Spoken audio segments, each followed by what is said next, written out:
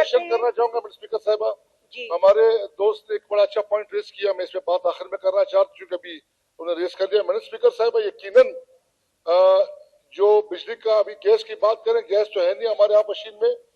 जो भाई ने हमारी बात की है बिजली के हवाले से, मैडम जनाब स्पीकर साहिबा, आपको पता है कि जब से ये जिम्मेदार एक्शन कमेटी का और हुकूमत पाकिस्तान हुकूमत बलूचिस्तान के दरमियान जो मुआहदा हुआ है सोलराइजेशन का, उस दिन से लेकर आज दिन तक जिला पशीन में और भी असला होंगे, उन्होंने बिजली 2 फेज कर दी है। मैडम पूरे जिला पशीन की जो आबादी है वो 12.5 लाख आबादी है। अब बिजली 3 फेज के बजाय मैडम एक बात करें 2 फेज कर दी मैडम।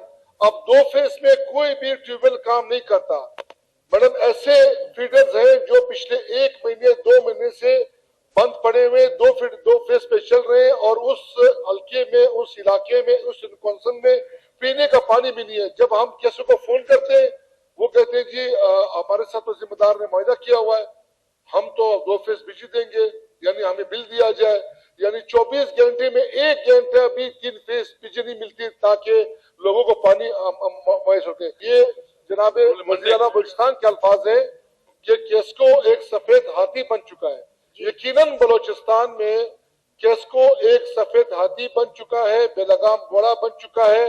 न उनको इस मुकद्दस ऐवान की कोई परवाह है, न जो आप इस चेयर पे बैठी आपने इसी कोई परवाह है, न कोई हुकूमत जो फैसला करती उसे कोई परवाह है। इसको केस्को चीफ को बुलाएं और जो भी उनसे हमारे मुतालबात जो बात तय होते हैं उसको मनवाएं, उसको इंश्योर करें।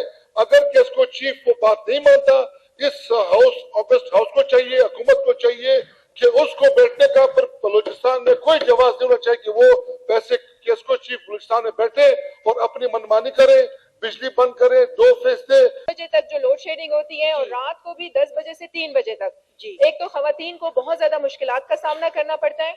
इसके साथ साथ गैर एलानिया लोड शेडिंग, और पिछले दिनों में पश्तूनाबाद में एक बहुत बड़ा वाकया हुआ जिसमें एक पूरा खानदान जल के जो है वो, मैं कहती हूँ कि ऐसी हालत थी उनकी कि बाप और बेटी तो शहीद हो गए और जो बाकी उनका खानदान था वो हॉस्पिटल में झुलसी हालत में पड़ा हुआ था।